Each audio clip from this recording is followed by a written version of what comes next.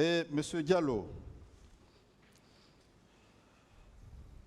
vous confirmez également avoir subi des exactions dans les locaux de colonel Tchegboro? Bien sûr. Et j'en ai vu d'autres subir aussi. Et ces exactions ont duré combien de jours? Bon, moi, on est arrivé là-bas dans la journée, on a passé la nuit. Le lendemain, très tôt, on m'a libéré. Mais il y avait d'autres qui sont restés. D'autres qui sont restés. Donc vous avez passé une journée? Une journée, oui. Personnellement, qu'est-ce que vous avez subi? Moi, j'ai subi des préjudices moraux et physiques. Parce que, à partir du stade, moralement, j'ai été torturé. Tout ce que j'ai vécu, ça c'est une torture morale, jusqu'au niveau du camp. Et les coups que j'ai reçus au camp, ça c'est... Fermez les téléphones, s'il vous plaît. Ça c'est une atteinte physique. Voilà.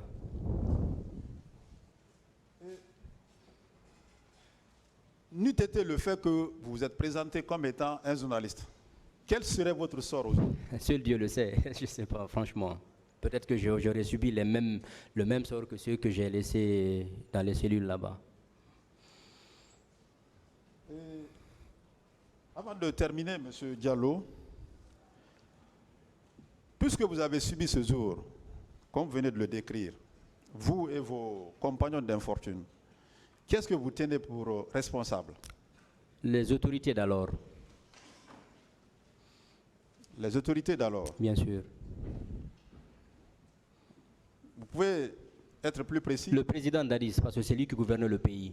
Il pouvait empêcher tout ce qu'il voulait, empêcher, il pouvait empêcher cet événement.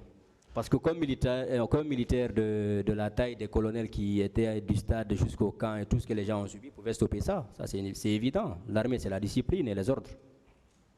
Avant de terminer, vous avez subi les dépositions des parties civiles à la barre ici? Partiellement, oui. Voilà, notamment, il y a l'une d'entre elles qui avait déclaré avoir subi des coups de poignard. Oui. Voilà, et en présence de M. Claude Pivy. Oui. Vous vous rappelez? Oui, bien sûr. Et dans les locaux de colonel Tchegboro, on vous a déclaré aussi que colonel Pivy était sur le terrain en train de faire des ratissages. Absolument. Est-ce qu'à travers ces déclarations, eh bien, on ne peut pas être d'accord là-dessus qu'effectivement, M. Claude Pivy, lors des événements du 28 septembre 2009, a effectivement commis des exactions sur les populations civiles? C'est évident, parce que même les officiers supérieurs gendarmes l'ont dit. Ça, c'est évident. Merci, M. le Président. Honorable assesseur.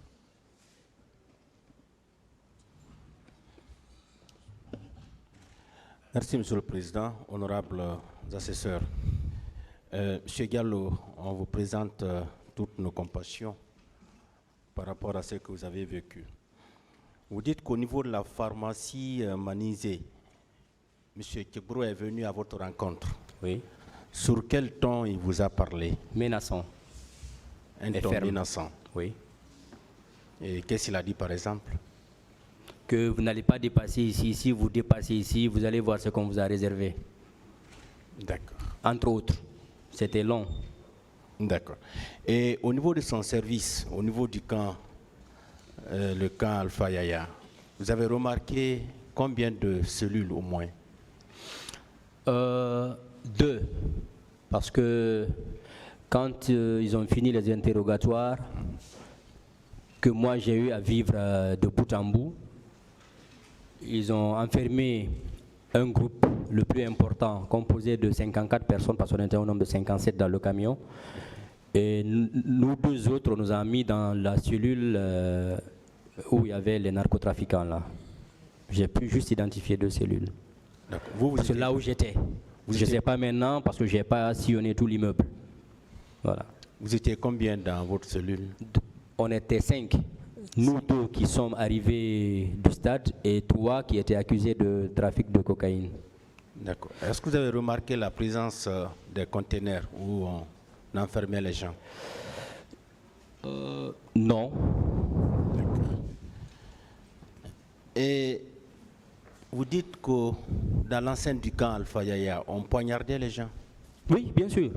Au niveau du QG du CNDD, ça, je suis formé là-dessus, j'en ai vu. Et les officiers bérets rouges qui avaient des amulettes étaient là? Oui, bien sûr. Ça s'est passé sous leurs yeux? Absolument. Vous dites que les gendarmes vous ont dit que M. Pivi est sans pitié. Oui. On vous a dit ça? Bien sûr. Je me réserve d'ailleurs de dire une phrase qu'ils m'ont dite, mais ça va, on peut passer là-dessus parce que c'est une question de cohésion nationale. Je laisse passer. Et ils vous ont dit qu'ils faisaient du ratissage à travers la ville? À travers la ville de Conakry. Et s'ils vous voyaient dans ce... À 500 mètres, il allait me descendre. À 500 mètres? 500 mètres. Ils m'ont dit, quand Pivi te voit à 500 mètres, il va te descendre. Ça, ils me l'ont dit. D'accord. Voilà. Et durant tout ce calvaire, tous ceux qui sont dans le box, est-ce que vous avez remarqué la présence d'un seul au stade, au camp Alpha Yaya ou ailleurs? Oui, le colonel Tchebro, bien sûr. Tchebro. Oui. En dehors de Tchebro? Bon, vu que je ne connaissais pas beaucoup parmi eux, mais celui avec qui j'ai eu affaire de manière directe, c'est Tchebro, parmi les officiers. Et vous avez vu 6 corps au niveau de la... Oui, au niveau de la... Est-ce que vous avez vu d'autres corps? Non. Ces 6-là? Non, non. D'accord. Non. Merci, M. Diallo. Merci.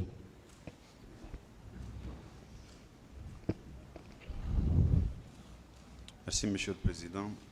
Honorables assesseurs. Monsieur Diallo, je voudrais qu'on revienne sur un petit détail relatif au bureau dans lequel on vous a envoyé. Le bâtiment, vous avez dit que ça abritait les bureaux du colonel Tchebro. Bien sûr. C'était dans l'enceinte du camp Alpha Yaya Diallo. Bien sûr. C'est le dernier immeuble en sortant du camp, en allant vers Yimbaya. Hein. Je dis c'est le dernier immeuble du camp. Quand vous sortez du camp en allant vers Yimbaya, quand vous quittez Yimbaya, parce qu'il y a une route qui quitte Yimbaya marché, ou juste après le marché, qui monte et qui va directement dans le camp. Si vous empruntez cette route, c'est le premier immeuble à droite. Alors, puisque vous avez passé toute une journée, est-ce que vous aviez vu cet officier de gendarmerie, M. Tchebro, là-bas, au courant de la journée que vous avez passée là? Oui, pas le voir, mais je l'ai entendu. À un moment donné, quand j'étais dans la cellule, il est rentré, je l'ai entendu dire venez, venez, venez. Il faisait appel à ses agents, il est monté, j'ai reconnu la voix. Mais ça, c'était vers le soir, je crois, 17h. Bon, parce que avec tout ce que j'ai vécu la journée, mais c'était vers le soir. Il ne faisait pas nuit, mais je l'ai entendu. Parce que la voix, elle est reconnaissable. Après, j'ai demandé aux agents qui étaient là-bas, ils m'ont dit non, il est reparti. Mais il était revenu, il est monté à son bureau, il est redescendu, il est parti quelque part, je ne sais pas. Il n'avait pas visité les 2 violons que vous occupiez? En tout cas, le nôtre, non. 54 autres. Le nôtre, non. Alors, est-ce que vous confirmez alors que M. Moussa Tchebro Camara était au courant de l'existence de personnes qui avaient été arrêtées dans l'enceinte du stade ou aux alentours et conduits au niveau de son service où ils ont été privés de leur liberté? Monsieur le procureur, quand on est arrivé, le comité d'accueil était composé de 2 parties. Ceux qui maltraitent les gens et ceux qui enregistrent les noms. Parce que quand ils nous ont mis en rang, chacun à son tour venait s'identifier. Tu donnes ton nom et ton prénom, tu donnes le quartier dans lequel tu es et tu dis là où on t'a arrêté. Ils enregistrent. Ils ont même saisi les listes à la machine. Après, moi, j'ai eu la chance de les voir avec leur liste. Parce que À un moment donné, ils m'ont demandé mon nom à plusieurs reprises, à plus de 4 fois. Par la grâce de Dieu, ils n'ont pas pu l'enregistrer. Parce qu'à chaque fois qu'ils venaient, ils me disaient « Ton nom c'est comment ?» Je dis, ils recherchent, ils ne trouvent pas. Ils remontent, après ils reviennent par 4 fois. Mais ils avaient des listes, ça c'est évident, tout le monde était enregistré. Hein? Donc il ne peut pas dire que ces archives-là ne sont pas là-bas, à moins qu'on les ait détruites. Le lieu